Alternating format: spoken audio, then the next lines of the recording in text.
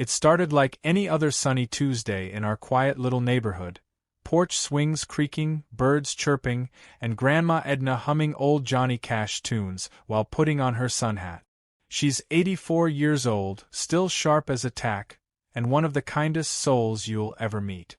She doesn't walk much these days. Arthritis has taken that from her, but she rides her electric mobility scooter like it's a Cadillac.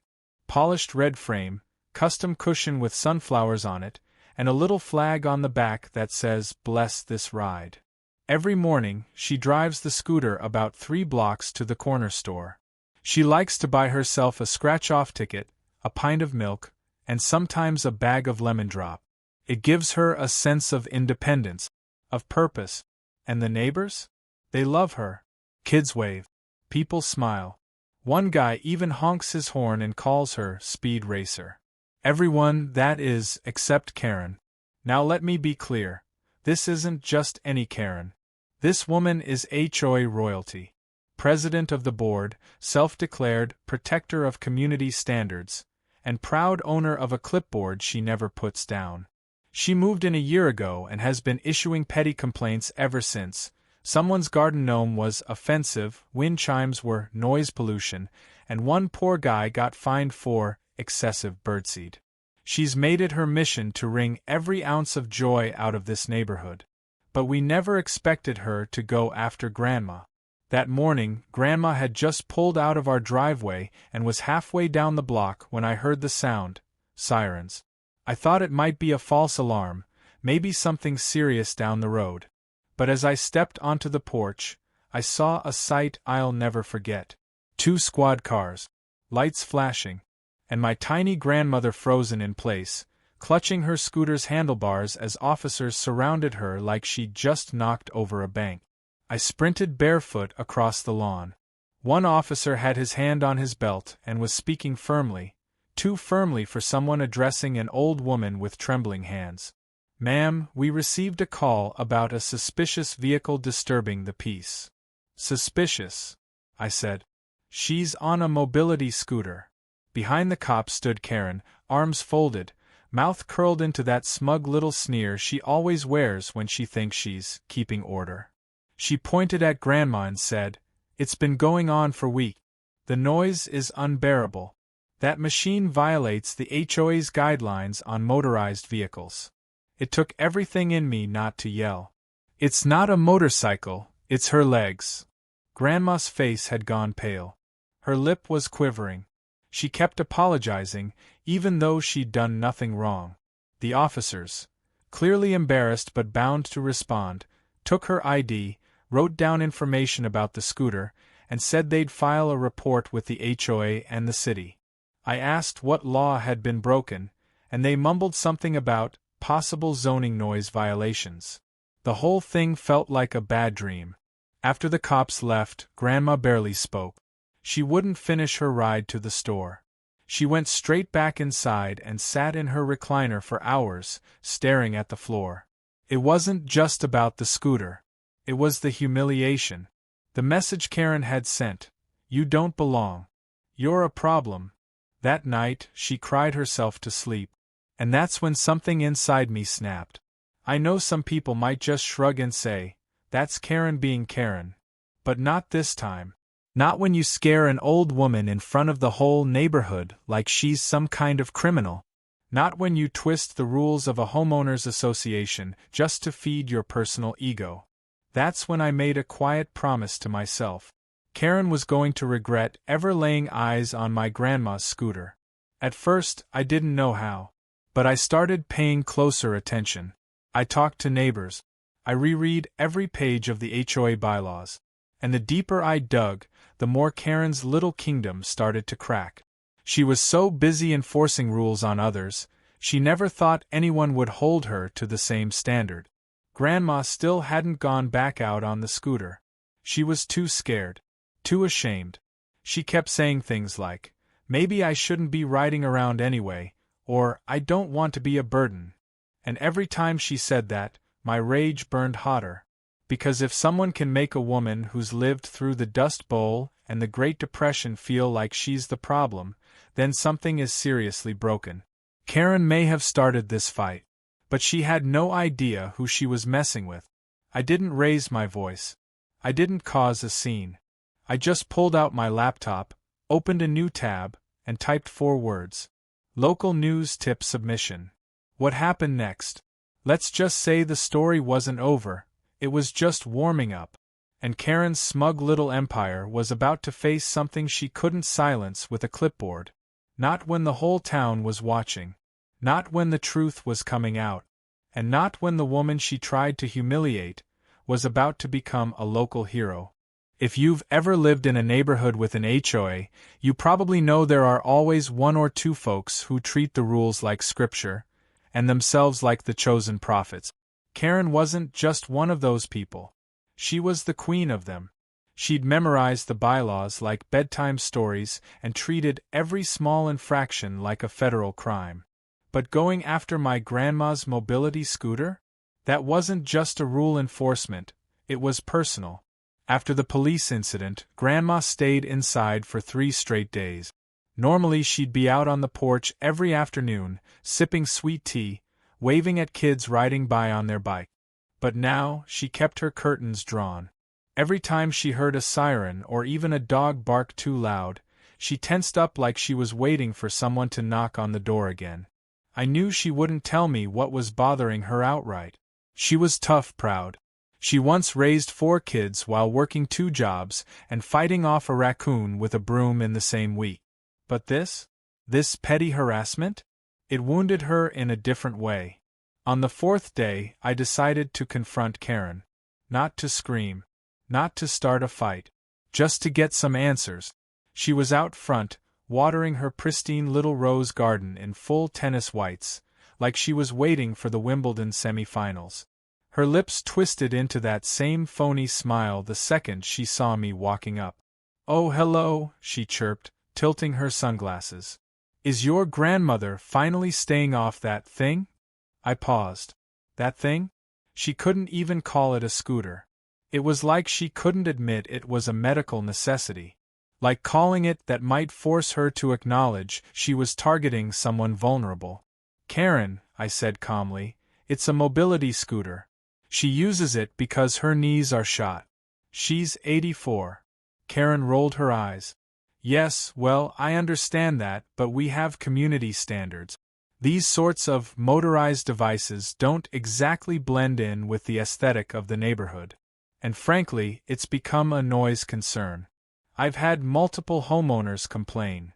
I couldn't help myself. I actually laughed. Noise concern? It goes 10 miles per hour and hums quieter than your electric toothbrush. She pursed her lips. It's disruptive. And it's making people question the standards we're holding in this neighborhood. One woman told me it felt like we were becoming a retirement community. I stared at her. So what? God forbid someone over the age of 60 live here. Karen leaned in and dropped her voice like she was about to share a state secret. "Look, I'm not trying to be mean. But this is a high-value area. Appearances matter. When people drive through and see someone rolling by in one of those scooters, it creates an image. And that image lowers home values." I finished for her, disgusted. She didn't even deny it. Just gave a satisfied little nod and turned back to her hose, like the matter was settled. But it wasn't settled. Not even close. See, I grew up hearing stories about my grandma standing in the rain for civil rights marches. She kept a photograph of her husband, my late grandfather, in uniform on the mantel. He fought overseas so folks like Karen could be free to act like the world owed them something. Grandma had spent a lifetime doing the quiet, honorable work of keeping her family together through hard times. And now some clipboard tyrant was reducing her to a property concern? Not on my watch. That evening, I started making calls. Not just to the local news stations, but to everyone Karen claimed had complained. I figured if she was so confident in her multiple homeowner complaints, she wouldn't mind me verifying them. Turns out there were no complaints. Not a single one.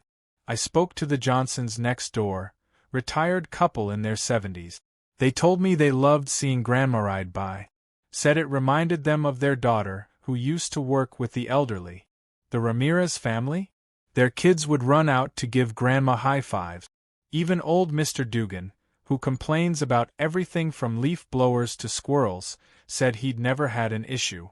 Karen had made it all up, fabricated a story to justify her personal bias. That was the moment I realized. This wasn't just about a scooter. This was about power. Karen had built a petty little empire where she got to control who felt welcome and who didn't. And anyone who didn't fit into her Pinterest-perfect version of suburbia? She'd find a way to push them out. Well, it was time someone pushed back. I typed out a formal complaint to the HOA board, citing harassment, discrimination, and abuse of authority. I attached written statements from 6 other residents. But I didn't stop there. I sent the same packet to a local news outlet with a subject line that read, HOA president targets elderly woman's medical scooter, claims it lowers property value. 2 hours later, I got a reply. They were very interested. The next morning, a van with a big Channel 5 logo rolled up to our driveway. A reporter named Tasha stepped out, mic in hand, and asked if Grandma would be willing to speak. At first, Grandma said no. She was still shaken, still humiliated. But then something changed. Maybe it was the way the reporter smiled. Maybe it was the look on my face. Or maybe, just maybe, Grandma remembered that she'd been through tougher times than this, and she'd never backed down before. So she put on her favorite blue sweater, fixed her hair, and wheeled that scooter right out onto the porch. I didn't do anything wrong, she said calmly, looking straight into the camera. I just wanted to buy a scratch ticket. And just like that, the story was out. Within 24 hours, it had over 200,000 views online. The news segment aired during the evening broadcast. Grandma's clip went viral, shared by veterans groups, disability advocates, and even a few city council members. People were furious. And Karen? Well, Karen hadn't even seen the worst of it yet. Because the truth had just gone public. And the reckoning was coming. By the time the news segment aired, Grandma had gone back inside and was sipping chamomile tea with shaking hands.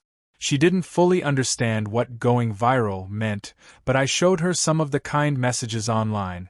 Comments from people all over the country who said she reminded them of their own mothers or grandmothers. One woman wrote, "I hope I'm half as graceful as her when I'm 84.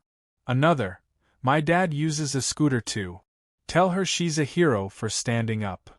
But all those comments couldn't undo what Karen had done. They couldn't erase the fear in Grandma's eyes when the police rolled up. The tears she hid under her blanket that night.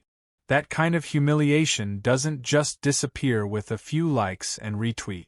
And me? I couldn't stop thinking about how Karen had stood there smiling while it all happened. I wasn't content with public outrage. Karen needed more than that. She needed consequences.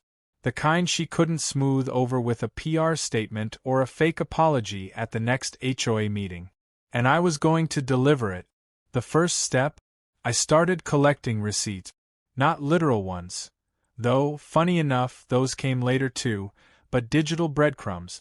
I'd already filed the complaint to the HOA board. But now I wanted to show the community who was really dragging down property values. So I started digging through the HOA's online portal. Most people didn't know it existed. Karen preferred it that way. She liked being the gatekeeper, the only one who understood the rules. But it turns out, when she was voted in as president, Karen failed to disclose one very important thing. She had a history. A financial one. The HOA documents showed irregularities in budget usage. Petty expenses marked beautification projects that all led back to her house. $600 for landscaping.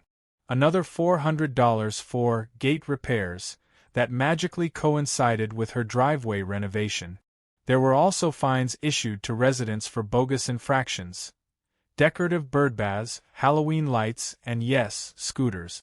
Yet none of those fines went through a board vote. Karen was just writing them up solo.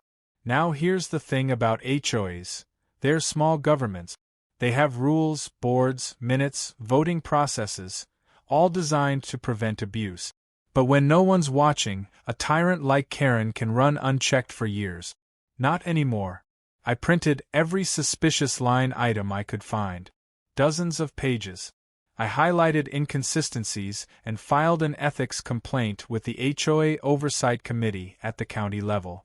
They weren't fast, but they were thorough. And I had already sent the same file to Channel 5's investigative team. But I wasn't done yet. Grandma, meanwhile, was still nervous. The scooter stayed parked in the garage. She said she didn't want to poke the hornet's nest. But that wasn't fear talking, that was dignity. She'd lived through enough to know sometimes it's better to let people like Karen expose themselves.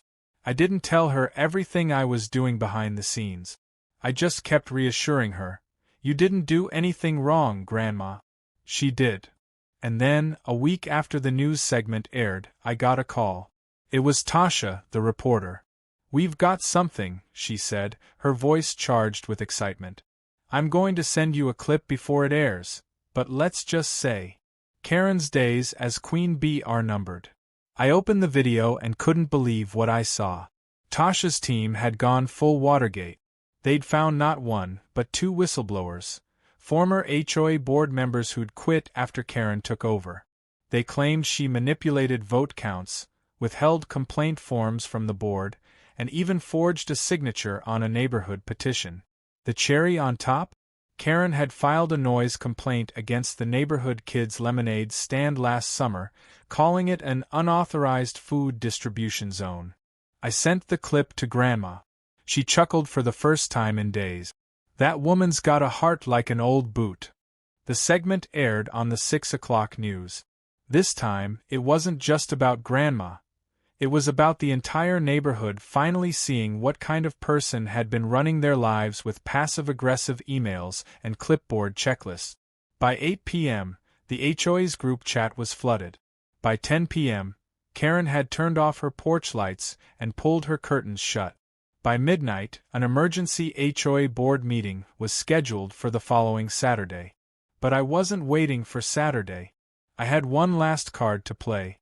The next morning, I borrowed a projector from a friend who works at the local school.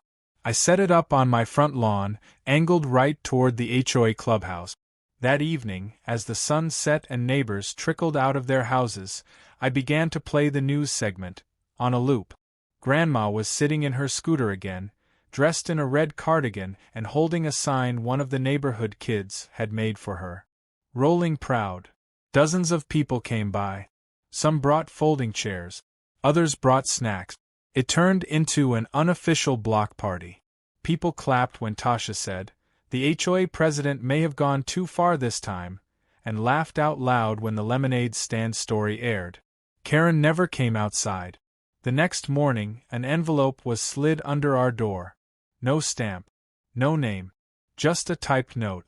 I never meant to cause so much trouble. I was trying to preserve the standards of the neighborhood. Please let Edna know she is welcome to use her scooter. There will be no further complaints. K. It was the closest thing to an apology we were ever going to get. But we weren't looking for apologies anymore. We were looking for accountability.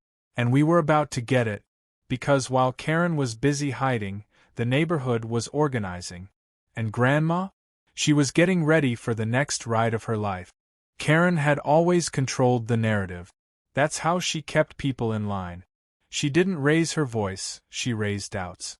Subtle comments, snide observations, backhanded compliments layered in faux concern.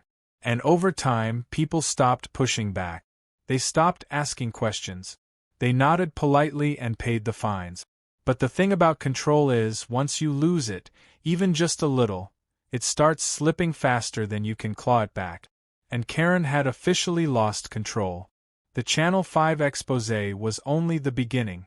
Once the story aired, I realized something important. We weren't just fighting Karen, we were fighting the silence she'd wrapped around herself like armor. So I started making calls. Not to gossip, not to complain, but to turn the spotlight on her and leave it there. I contacted every news station in the area. Channel 7, Channel 9, Local Now, The Community Beacon, even a retired podcast host who did HOA horror stories. I sent them the packet of evidence I'd gathered, clips from Channel 5, screenshots of the financial discrepancies, the forged petition, and testimony from the former board members. I framed it plainly. An elderly woman's mobility scooter was targeted by an HOA president who's now under investigation for misconduct, fraud, and personal harassment. Would your audience care about that? Oh, they cared. Within 48 hours, my inbox was exploding. One journalist called it a small-town David versus Goliath story with electric wheels. Another asked if Grandma would be willing to do a follow-up interview. One station wanted to send a drone team to film the neighborhood. The public couldn't get enough. And neither could I. Karen, on the other hand, was melting down. She stopped walking her dog. She stopped attending HOA events. Even her husband, an eerily quiet man who mostly just nodded behind her, was seen packing up boxes in the garage. Rumor had it she was considering stepping down from her position for health reasons. But it was too late for graceful exits, because the real juice came when Channel 9's investigative unit got involved. They went deep. Property records, HOA bank statements, even her personal history with previous neighborhoods. Turns out, Karen wasn't new to HOA politics. She'd moved from a gated community 2 towns over after being voted out of her last HOA board for, you guessed it, overreach and misappropriation of funds. It was a pattern. Harass, control, exploit, bail, lather, rinse, repeat. The Channel 9 segment was brutal. They opened with a slow pan of Grandma rolling down the street, waving proudly at kids on their bikes, then cut sharply to Karen in a fuzzy Zoom call from 2 years earlier, yelling about visual clutter in driveways. The contrast hit hard. Then came the kicker. Karen had been fining residents for non-regulation exterior paint colors, while her own backyard shed had been painted lavender without HOA approval. A drone caught it. In 4K. People were furious. It was like we'd all been under a spell and someone finally broke it. The HOA Facebook page, normally a dry zone for trash schedules and pet photos, exploded with furious comments. She fined my husband for parking our truck on the street while she had contractors parked on the grass. She told me my flower boxes were against the rules. Turns out she installed solar panels without filing any paperwork. How do we get a recall vote? That last one caught fire fast. The next Saturday, the emergency HOA meeting was standing room only. We held it in the community clubhouse, but we might as well have booked the town hall. I counted over 60 people packed into folding chairs, some holding printed photos of Grandma, others waving manila folders full of fines and letters they'd kept over the years. Karen walked in 15 minutes late. Hair curled, blazer pressed, but her eyes were glassy. For once, her clipboard was nowhere in sight. She stood at the front, cleared her throat, and tried to launch into a speech about community cohesion. People started booing. Not loudly. Just enough. Enough to let her know the spell was broken. I stood up. Karen, before you continue, could you please address the Channel 9 segment? Specifically the forged petition, unauthorized budget expenses, and the illegal paint job on your shed. She froze. Someone in the back yelled, "She's got the receipts." I held up the manila envelope. Karen's face tightened like a fist. "I never forged anything," she said. "Funny," I replied. "The former secretary of the board disagrees. He's here, by the way." An older man stood up in the second row, Robert Levinson, former HOA board member. He spoke softly but clearly. "I resigned last year after I discovered my name had been signed on a petition I never saw. Karen was the only one with access to those documents." Gasp. Actual gasp. Karen looked around and realized. No one was with her anymore. The board called a vote. Right there. Right then.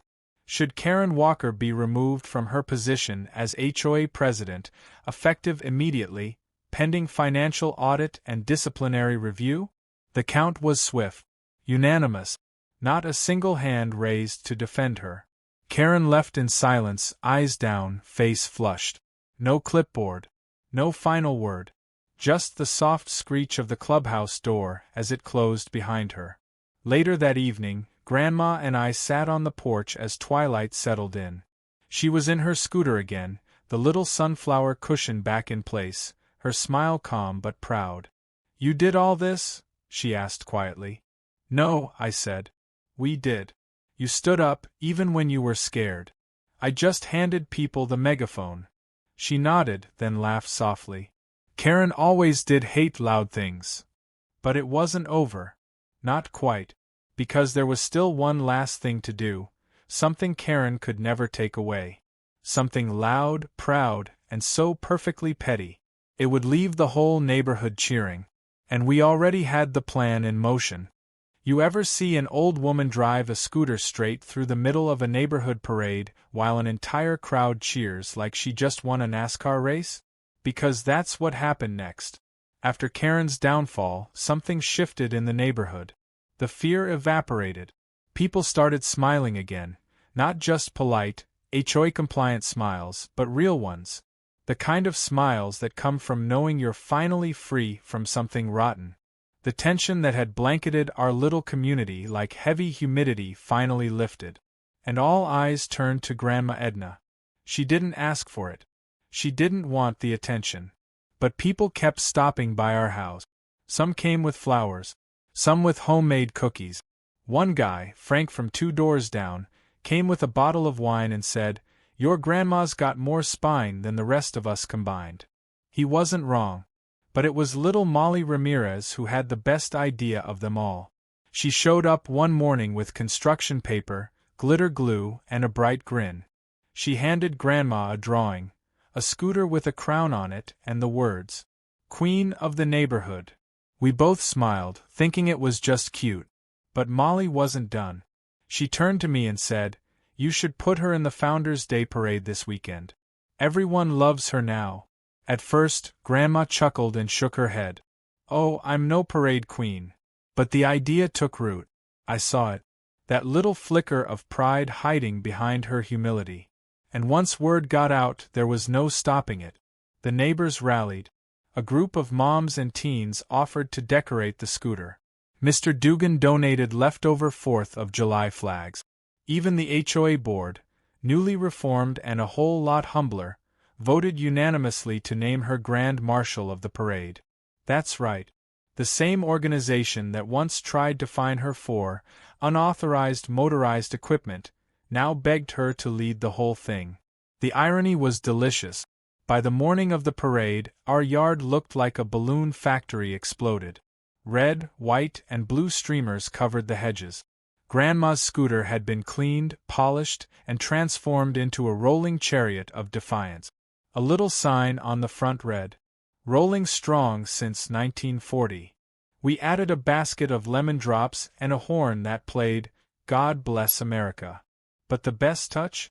A cardboard cutout of Karen's lavender-painted shed mounted on the back, complete with a little speech bubble that said, "Hoa what?" Grandma raised an eyebrow at that one. "Isn't that a bit mean?" I grinned. "She called the cops on you for buying milk, Grandma. I think this is gentle." She couldn't argue with that.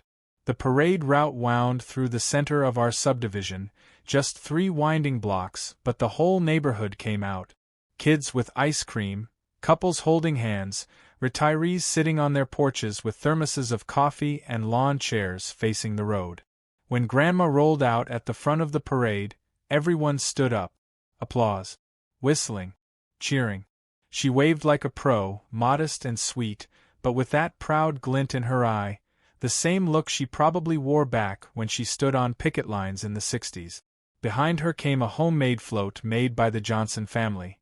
A papier-mâché HOA building with toy police cars circling a scooter made of pool noodles. The crowd roared with laughter. Halfway through the route, a little boy ran up to Grandma and handed her a small bouquet of daisies. "They're for being brave," he said. She bent forward, kissed the top of his head, and whispered something I didn't hear.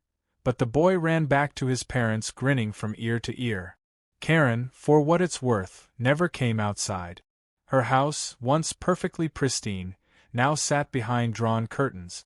Her mailbox was overstuffed with HOA notices. Turns out, the new board found even more rule violations than expected. That unauthorized shed? Demolition notice. Her fancy backyard fire pit? No permit. The contractor she paid under the table to redo her driveway? Also unlicensed. Poetic justice doesn't just knock, it brings receipt. One neighbor told me she'd been trying to sell the house quietly. Wants to leave the state, he said. Says she's been harassed. I shook my head. She got a taste of her own medicine. That's not harassment. That's balance. After the parade, we held a potluck in the community park. Grandma sat in her folding chair, Scooter parked beside her like a loyal steed, surrounded by neighbors who, just weeks before, had been too afraid to speak up. They asked her questions, told her stories, laughed like they were at a family reunion. And then someone asked, "What was the moment you knew you weren't going to let her win?" Grandma looked down at her tea for a long second, then said, "When those police cars pulled up, I wasn't afraid for myself. I was afraid my grandson would see me humiliated. I realized, if I didn't fight back, it wouldn't stop with me. Karen would come after someone else. Maybe a veteran with PTSD. Maybe a single mom. Someone who couldn't speak up. And I couldn't live with that." Silence. Then applause. Not the polite kind. The standing ovation kind. That night, back on the porch, I asked her how it felt. "Like justice," she said. "Took a little while. But we got there." And I realized then, this story wasn't about revenge, not really. It was about reclaiming dignity. About turning quiet resistance into a loud chorus. About showing people that kindness doesn't mean weakness, and that sometimes the smallest wheels turn the biggest change. Karen thought Grandma's scooter was a nuisance. But that scooter? It became a symbol. Of freedom. Of resilience. Of not letting bullies win, even the clipboard-carrying ones in HOA meetings. So if you're ever riding through a quiet little neighborhood and you hear a faint buzzing sound followed by the tune of "God Bless America," don't be alarmed. That's just Grandma Edna, rolling proud, and reminding the world, don't mess with old ladies on a mission,